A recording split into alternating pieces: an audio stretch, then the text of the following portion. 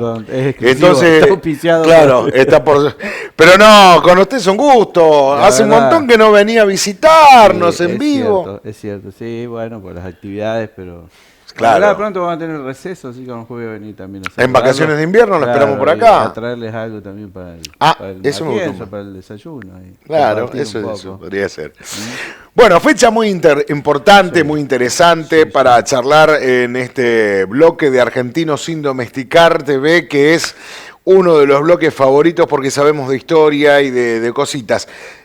A nivel nacional y por supuesto, como empezamos siempre, a nivel local, porque también es una fecha donde se conmemora la apertura de una de las cooperativas que está creciendo desde hace 5 años de una manera muy interesante, ¿no? Tal cual, estamos hablando de la cooperativa Nueva Esperanza, que justamente un 20 de junio del 2018 fue inaugurada oficialmente.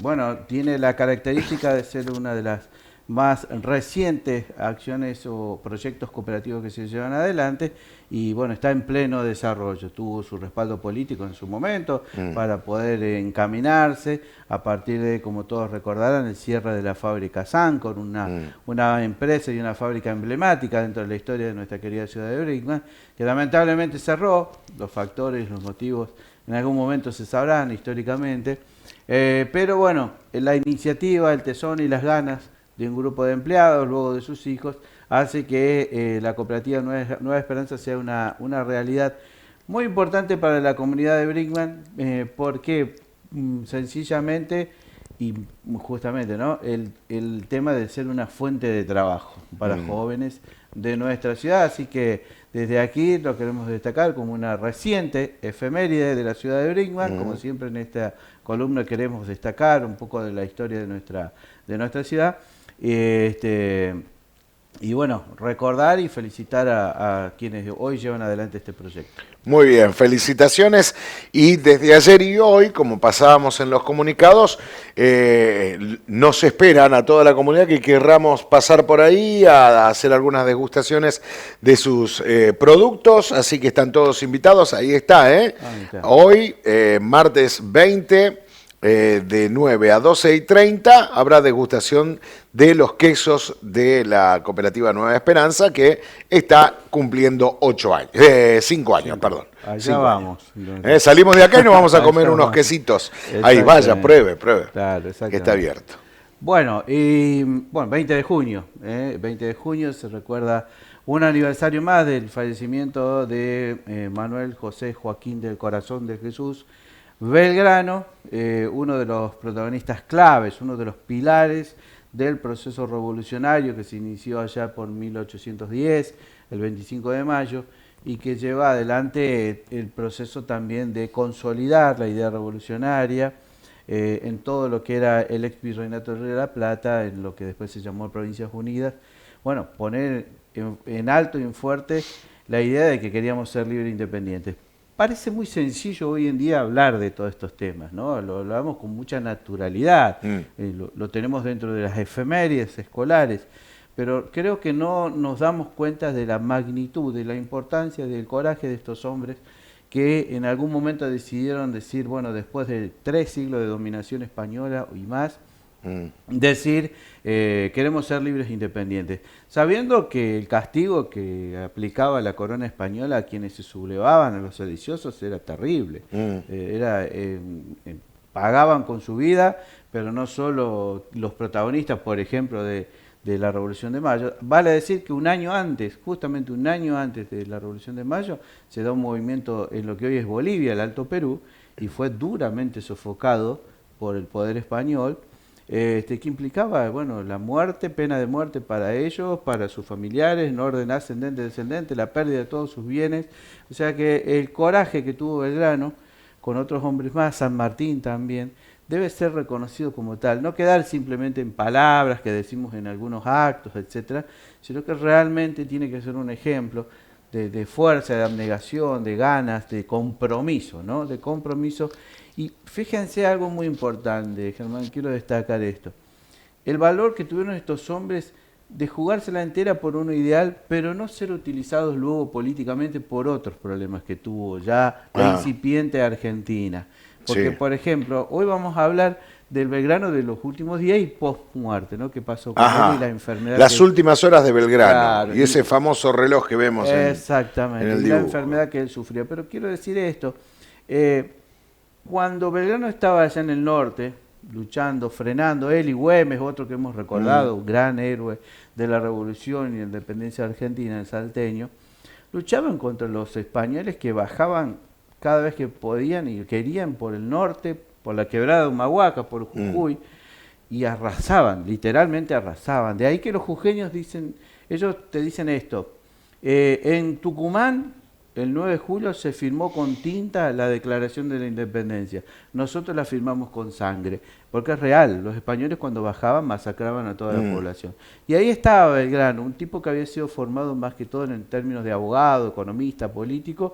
Y bueno, el tiempo al que le tocó vivir y el compromiso político, que me parece que ese punto también hay que revalorizarlo, más allá de los malos ejemplos políticos que tenemos en la actualidad, el compromiso político en cuanto a sus ideales de Belgrano lo llevó a convertirse en un general, un tipo que no estaba formado. No estaba militarmente formado. No, para nada. De hecho, Belgrano hoy es el símbolo del regimiento de Patricio, y vale decir que en 1811, cuando lo nombran jefe del regimiento de Patricio, hubo una gran rebelión en el regimiento de Patricio que se llama la Rebelión de las Trenzas, y los patricios como símbolo de casta social, por lo cual no todos podían acceder al regimiento de patricios, debía ser de clase alta, llevaban una trenza, no se cortaban el pelo de muchos años, y ellos se cortaron el pelo, se cortaron las trenzas en señal de que no estaban de acuerdo que se lo nombren a Manuel Belgrano como su jefe. ¿Por qué? Porque no venía de sus filas. Después vino toda la parte de la historia donde Belgrano Los patricios vienen de Saavedra. Claro, bueno, el jefe de esos momentos era Cornelio Saavedra. Esa es otra historia, ¿no? Claro. Donde se enfrentan, ya la junta del otro día ya se dividieron, se pelearon.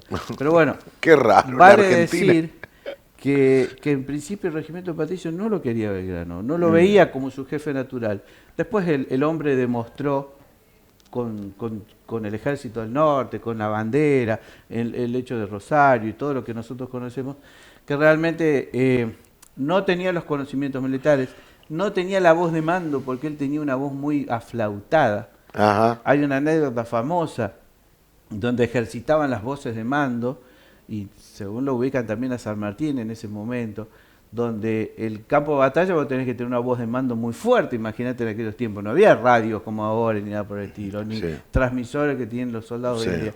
Entonces, en una sala estaban San Martín, Belgrano, Dorrego y algunos lugartenientes más, y transmitían la voz de mando, ¿viste? ¿Qué se supone? A la carga, a la carga, a la carga. Aparentemente, la voz de Belgrano la voz era más finita. Y parece que Dorrego no aguantó y se largó una carcajada. Dorrego, por favor, sea serio, estamos en guerra. Y recibió la reprimenda de San Martín, según cuenta la historia. Pero bueno, más allá de eso, queríamos... Ahora, por eso, la parte de los patricios, volviendo a ese tema, por eso se lo ven en algunos dibujos a Belgrano y a sus soldados con el uniforme verde. Claro, sí, en realidad... estamos acostumbrados por ahí a ver a San Martín azul, qué sé yo. El uniforme de Patricio es el que nosotros conocemos, tradicionalmente ha sido ese. Bien. El de azul con la galera, la pluma, porque el símbolo de casta, digamos, sería la clase alta de aquellos tiempos que aparte hay que decir algo, los soldados de aquellos tiempos, los regimientos se bancaban ellos su uniforme, ¿no? Claro. Entonces vos, cuando más alto eras, podías montar en caballería porque tenías el recurso para comprar tu caballo. Mirá. No era un vehículo que se compraba así, deme 2 caballos y ya está. No, tenías que tener recursos. Obvio. Belgrano usó durante un tiempo una levita color verde, levita que se sacó, por lo cual aparece exactamente, ahí lo estamos viendo en pantalla. Bueno, eso es una típica pintura de más de nuestros tiempos, donde se representa lo que se quiere representar ahí es el heroísmo del hombre, ¿no? Pero bueno, está también la famosa, diríamos, calza nosotros, que él la empieza a usar después de un viaje que hace con Rivadavia a Inglaterra, y trae mucho de la moda de el peinadito así, muy Titus, napoleónico. El peinado Titus, los perfumes, la levita, el pañuelo que ceñía el cuello, las botas altas, etcétera, y se los denomina. Él lo tomó en Francia y en Inglaterra, por eso se los llamaba francesados. Claro. ¿No?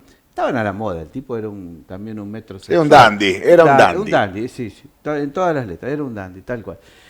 Bueno, y volviendo a eso, Belgrano demostró su capacidad en cuanto a lo mejor no tenía capacidad en cómo desarrollar una batalla, táctica y estrategias militares. Claro. Se rodeó de hombres que lo ayudaron mucho, pero sí se le reconoce, y se lo reconoció el mismísimo San Martín, el compromiso que él tuvo. Aun cuando Buenos Aires lo dejó solo allá en el norte, no tenía ni siquiera para pagarle a los soldados, se morían de hambre literal y estaban luchando contra un ejército profesional. Parte de ese ejército español había luchado contra el mismísimo Napoleón Bonaparte en Europa. Por lo tanto, él, Güemes, fueron hombres que se comprometieron mucho y hicieron muchísimo por la libertad y que permitieron con su accionar que San Martín allá en el Plumerillo, en Mendoza, pudiera tener el tiempo suficiente para organizar su ejército libertador, aquel con el que cruza los Andes y libera Argentina, Chile y Perú. Ahora quiero decir algo muy importante.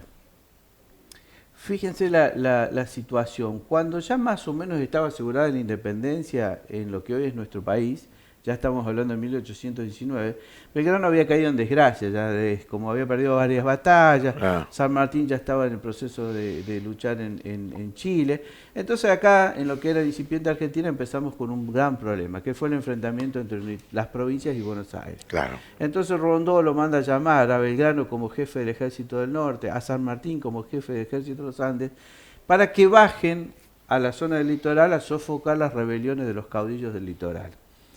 Y estos dos hombres estaban para otra cosa. Ellos se habían comprometido por la libertad de América del dominio español. No les interesó nunca pelear una lucha interna, que es la que viene después en nuestro país, que se llamó las guerras civiles en 1820 en adelante. Por eso fueron duramente castigados, tanto Belgrano por el olvido total, ahora vamos a hablar un poquito, y San Martín con el exilio. San Martín se va de lo que hoy es Argentina, no porque lo deseara, sino porque realmente corría riesgo su vida, porque él dijo que su sable jamás lo iba a desenvainar para pelear contra hermanos. Claro. Él estaba para otra cosa y jamás pudo volver, murió en el exilio, justamente. Bueno, esas son las grandes, digamos, injusticias que hemos cometido con nuestros hombres, ¿no? Con los hombres más comprometidos. Volviendo al tema justamente ahí estamos viendo en pantalla el fallecimiento del general Belgrano, 1820. Él muere el 20 de junio de 1820 a las 7 de la mañana, va a fallecer. Padecía de múltiples enfermedades, sobre todo hidropesía. Es una enfermedad que acumula líquidos en algunas partes, sobre todo en la parte del abdomen, aparentemente. Después se hace la autopsia, unos días después, en un convento. El doctor Sullivan, que es uno de los que los atiende, que era un irlandés, junto con el doctor Reinhardt, que era su médico de cabecera, que ya lo venía acompañando de la época cuando él estaba allá en Salta y Tucumán. De paso, el doctor Reinhardt, que era norteamericano, también atendió a la familia de Güemes y al mismísimo Güemes. De hecho, cuando fallece Manuel Belgrano, él regresa a Salta y allá va a morir, va a terminar sus días en Salta.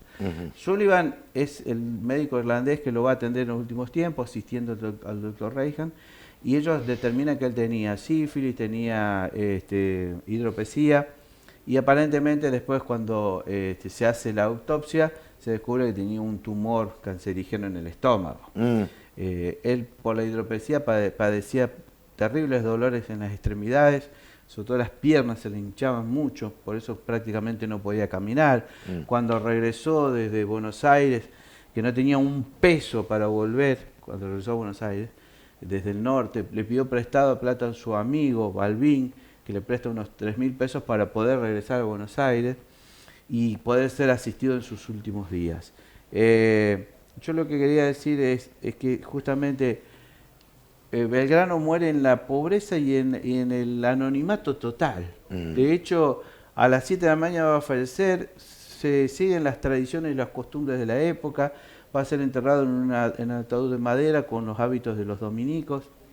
Era muy común en aquella época que ciertas familias eligieran el tipo de hábito que iban a usar, sobre todo vinculados a la religión católica.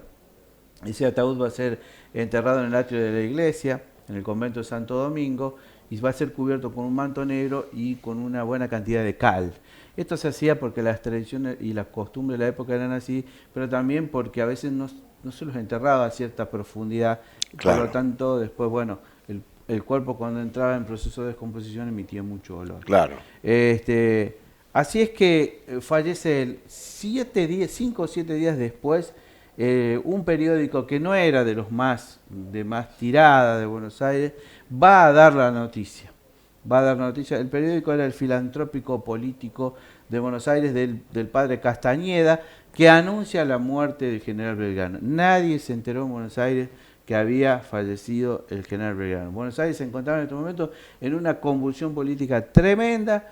3 gobernadores en pocos días, hace acordar a la crisis del 2001. Diciembre del 2001 acá, más o menos. Claro, 5 presidentes en una semana. Bueno, el día que muere Belgrano, 3 gobernadores en un solo día pasaron porque la crisis era total. Por lo tanto, nadie se entera de la muerte. Claro, tapó todo eso. Recién un año después se les va a rendir los honores y lo que se llama el sepelio, con los honores de jefe de Estado. Un año después, y bueno, y ahí va a empezar el reconocimiento de Belgrano. Aún así, recién entrado el siglo XX, el gobierno nacional decide construirle el mausoleo donde hoy se encuentran los restos del general Belgrano, pero se va a dar una circunstancia muy penosa, que los ministros justamente Joaquín B. González y Pablo Richeri, el de la famosa Avenida Richeri. La Avenida Richeri, y bueno, Joaquín B. González, sí, escritor, cometieron un gravísimo error.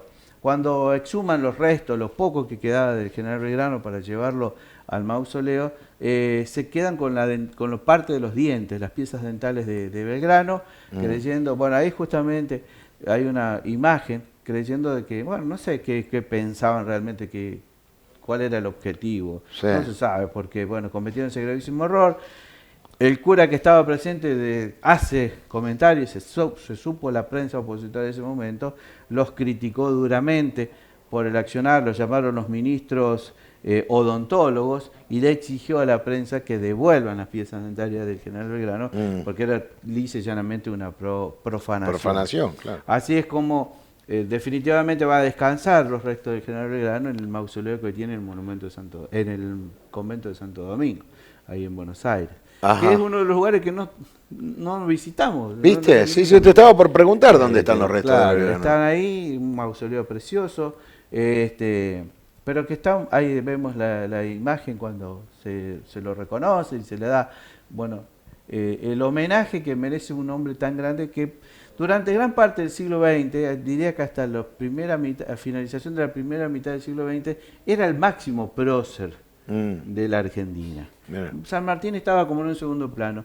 Después, en 1950, se determina por decisión política del momento el año sanmartiniano, y ahí es como toma otro giro en la historia y pasa a ser el padre de la patria, el general San Martín. Mirá vos.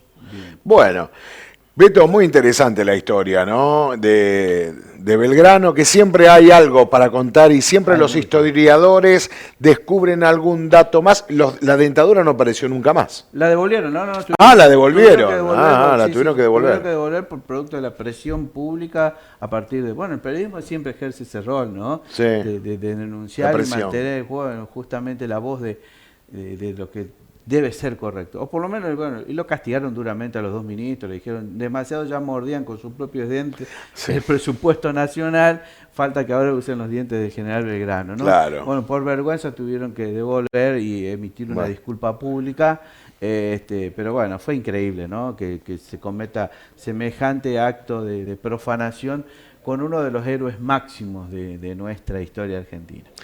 Qué hermosa historia, y hay mucho más por contar, ¿eh? Hay muchas cositas todavía por contar. La semana que viene nos volvemos, ahora ya vas a empezar a mandar la semana que viene. No molestaron más las moscas, esas cosas, ¿no? No, pero otras cosas pasaron también, están guardadas. Qué divino. Bueno, Beto, siempre es un gusto tenerte acá. A ustedes.